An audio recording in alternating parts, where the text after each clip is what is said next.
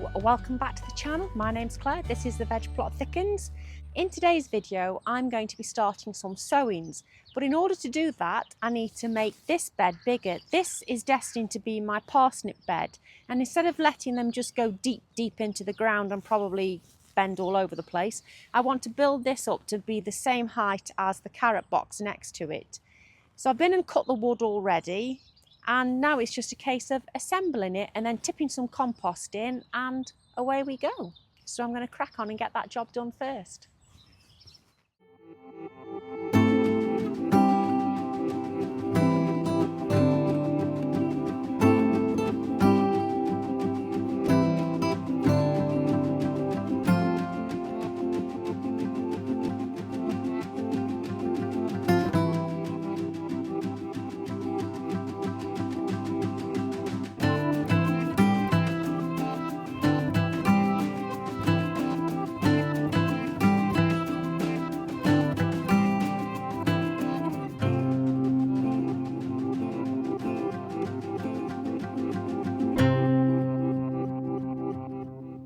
That didn't take long to do. We usually overlap the corners so you get that sort of alternate edging pattern on the sides. And what I also have now are some little pieces cut to batten them together to stop them moving. So I'm going to go ahead and do that.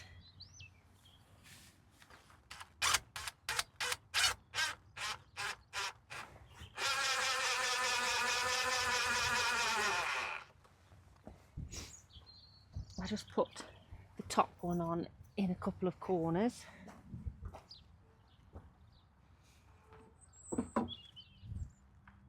It's so that I can make sure it's lined up and fix the bottom one. Bought too many screws with me, my hands can't deal with them all.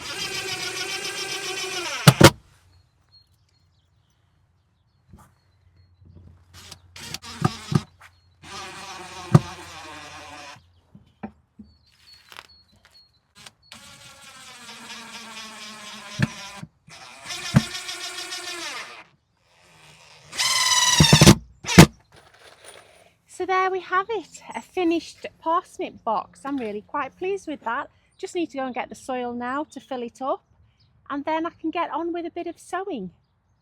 I'm really excited.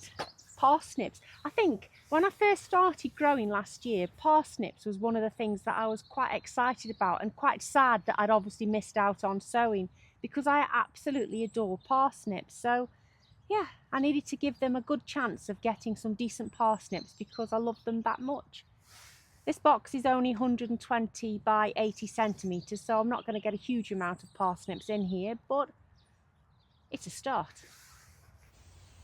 Now I just need to move all of these bags of compost around to the plot to put it in the parsnip box. It rained, so I forgot to film the rest of it, but it is ready now, and I'm just getting my parsnip seeds sorted. I have a few varieties. I have parsnip, well obviously parsnip, Victor F1, Gladiator F1, White Gem and Tender or True. And the White Gem and Tender or True were sent to me by a subscriber, so thank you very much, you know who you are. Now when I've sown them, I'm going to put this cloche over them to keep them warm. So I'm just trying to work out how many rows I can fit in there to thin down. Maybe just 2 there. I have to be quick, it's raining. Oh, it's hail, not rain.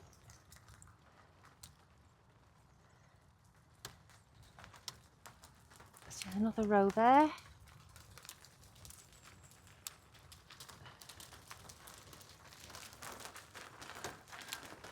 think I'm going to do the tender and true first. These are quite big seeds, unlike carrots.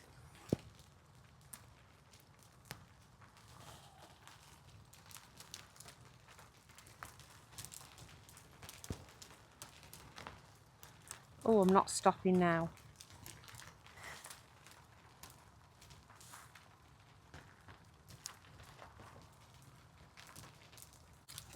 I'm going to sow these Gladiator F1s as well. Oh, these are slightly smaller seeds.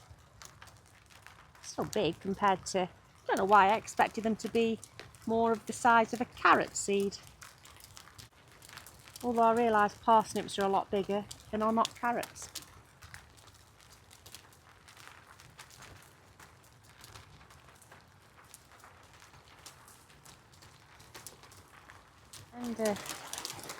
And true. 2nd of March. And Gladiator F1, 2nd of March.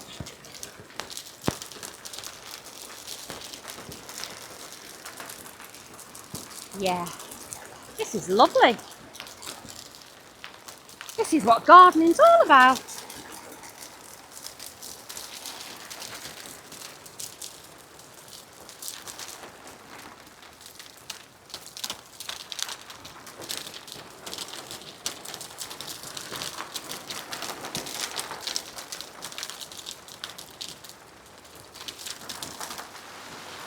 Conspiring against me today. What a hailstorm. How much hail can a polytunnel plastic cope with?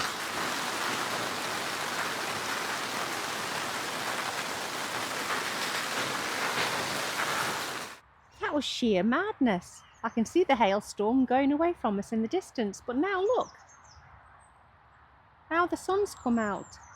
But if I'm very careful and I keep spinning, the cloud behind me, oh, getting there, above the house there. I need to get in before that one's over us as well. I'm not sure how much of a water they need after that hailstorm, but I am going to water them in. Now it's still really quite cold out here and there might be the odd frost, so just to aid the germination, I am going to, as I said previously, put a cloche over them, got ends for it.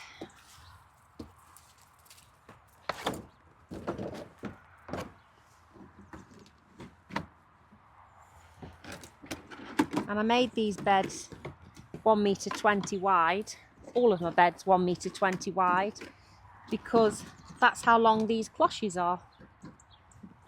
And I thought, to start things off, it would help. I have just some normal pegs here. I'm just going to peg it in place to stop it blowing away.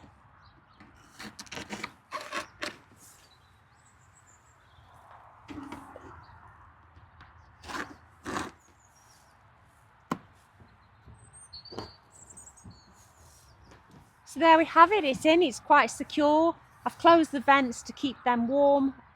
The sun is facing south that way, so they should get a nice lot of warmth.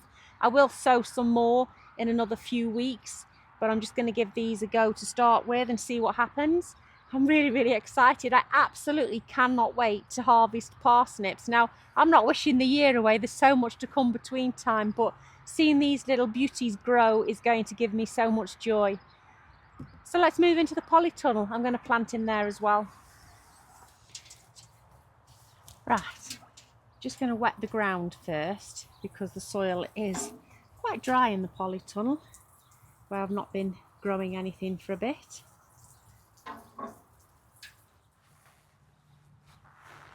Just do 2 rows here. Don't know what I've done with my glove all of a sudden. So trying to keep my hands clean. Resistance is futile.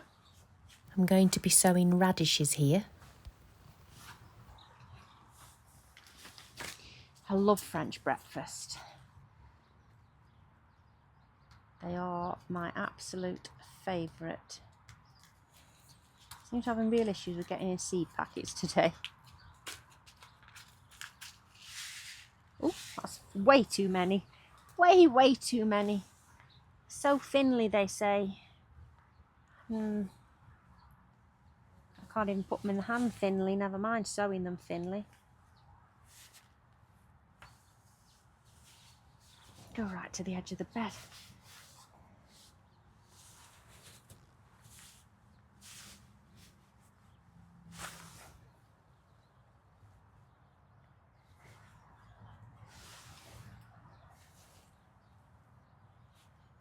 There we go, I think that'll do.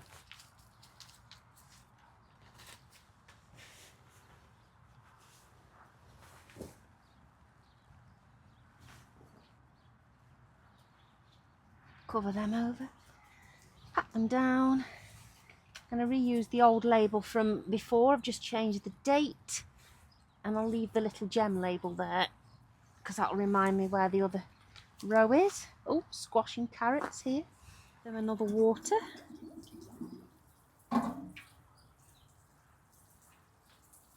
We're now in the greenhouse and I'm just going to sow a few leeks, which I can't believe I haven't sown them yet.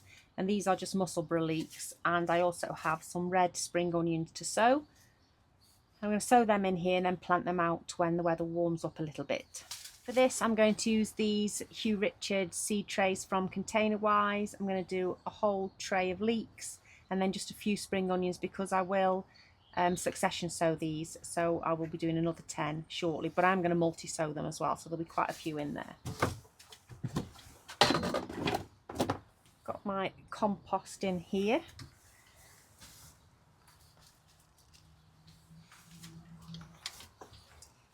So I'll go ahead and fill these up. I'm not sieving it. I know you should sieve them, and I know it's very lazy not to sieve them, but I keep telling myself that when I plant them in the ground, I won't be sieving the ground, so I'm not sieving these either. That's one tray. This is Melcourt Silver Grow compost, and I've just put a bit of perlite in it. Now don't put too much in because I find it drains really quickly, so I don't want to make it too dry.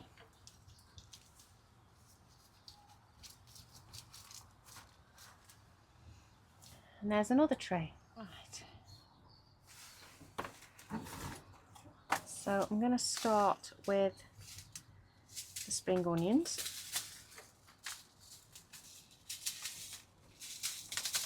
And another seed packet I can't get in. I think I'm having more haste, less speed today, definitely. Oh, these are nice big seeds. I like it when they're big seeds. Just putting quite a few in each one. Trying to get about half a dozen in each one. Do. Put the rest back. A bit of soil on top.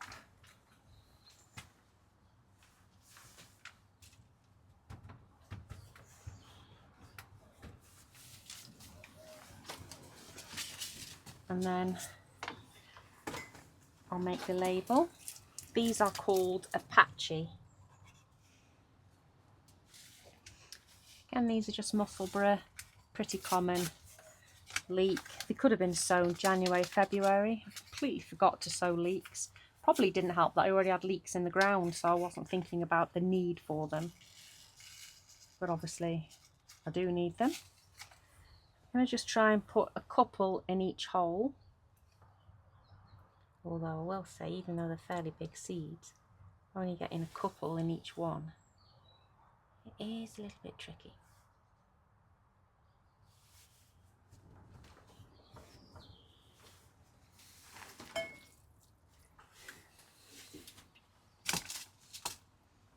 Give them a bit of water.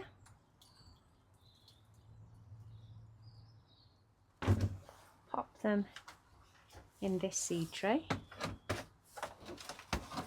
and find a space for them in the greenhouse. They can go there for now. There's my peas, doing really well. These are some of the onions that I did on Boxing Day. They've been planted on and they've had a bit of a haircut. There's some sweet peas that I bought as a bit of a catch-all in case the ones that I'm growing don't do well, although they seem to be germinating okay at the moment. These are my first sowings of a few cauliflowers and sprouts. There's a couple of graffiti cauliflower, I've got snowball cauliflower, and then just a couple of Brody sprouts on the end. So that's all my early sowings for March done. I think I'm going to sow some more carrots in the next week or so, and I'm probably going to sow beetroots towards the middle or end of the month. And then obviously we get into silly season where we start doing our tomatoes and other such things. And I'm really excited. It feels like it's just gone in an instant when I was dreaming about March the 1st in November, ready to get sowing and get going for this year. I will just take you inside to show you how the chilies and peppers and things are getting on, because I haven't given you an update of those for ages. So we'll go and do that next. I'm back in the house, and as you can probably see, since I last showed it, there has been a bit of an escalation in terms of the germination station, or the grow hub as I like to call it. I've had some new lights recently, which means that I'm having to have this piece of silver foil as an eye guard for when we walk into the kitchen, otherwise it's really incredibly bright. This top row has all of my chilies and peppers. They've all been potted on into a 1 litre pot, all doing okay. This little one here, I'm calling it Morris, or Son of Morris, or Morris Sunset. I'm not sure yet, but this is a pepper that I germinated from a lovely orange bell pepper that I had from Morrison's, hence why I'm calling it Morris. But yeah, there's a look at all of my peppers and chilies. You may have noticed that I have a couple of melons about. This one is an Amir. I have a Rava as well. They'll be going in the polytunnel. I also have Minnesota midget to sow later on in the season. I'm not sowing those quite yet. Another little thing that has just germinated in one of these little pots, if you can just about see, just starting to get its second leaves now. I don't know if it's focusing on there. They are Caped gooseberries. They've taken a lot to germinate. They were not particularly easy at all, but hopefully we'll get some Caped gooseberries. These aren't expensive lights. These are just T8 grow lights from Amazon. I think you've got all 4 that could be daisy chained together or put in 2 sets of 2s for £44. So they're not expensive. So I'm not expecting them to be doing an absolutely brilliant job given how cheap they were. Here we have some foxgloves, snapdragons, more snapdragons at the back. They'll want pricking out and potting on soon. A few herbs here, another melon on the end. And then they are tiny Tim tomatoes. There's another few over there, and this is an Aztec tomato here. They are mini house tomatoes, so they won't ever be going outside.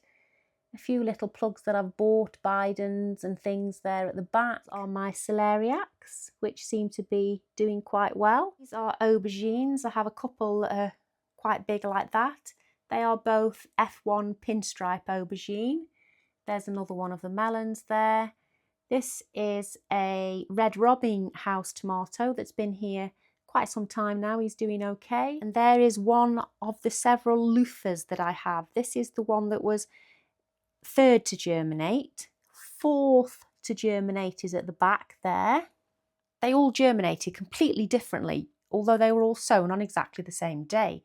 If I show you the ones in the windowsill now, you will see there's another one here, and then the first to germinate is in the corner, and he's been nicknamed Luther, and he's going to need to go somewhere with a bit more height soon, probably in front of a French door in the garden room. Is set to not go below 12 degrees in there, so that should help.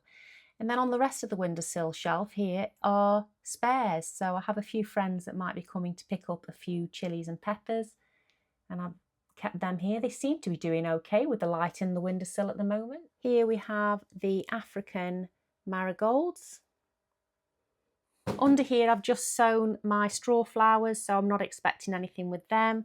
There's some very desperate lettuces to go out there. and again some spares of melons and another aubergine in the corner. Overall, I'm really happy with how the peppers are doing. I'll just bring a few out from under the light to show you them. You see their colour a bit better out here. No real problems with them. We did have a bit of yellowing to start with, and I don't know whether they needed potting on or they needed feeding. So they have had a very, very weak seaweed feed, and hopefully that should see them through. The ones that seem to be looking the biggest are these Californian Wonders. They're quite huge, aren't they? So they are in slightly bigger pots because their roots were already too big for the 1 litre pots. I'll just turn the lights off for a moment because it's so bright with the lights behind me. So there you have it. That's all that I have growing in the station at the moment. What are you growing? How are your chilies and peppers doing? Did you sow a luffa? If you did, how are your luffas doing? Are you panicking by how big they are already? They were only sown on the 19th of January. Anyway, that's it for this video. I'll catch you in the next one. Look after yourselves. Bye.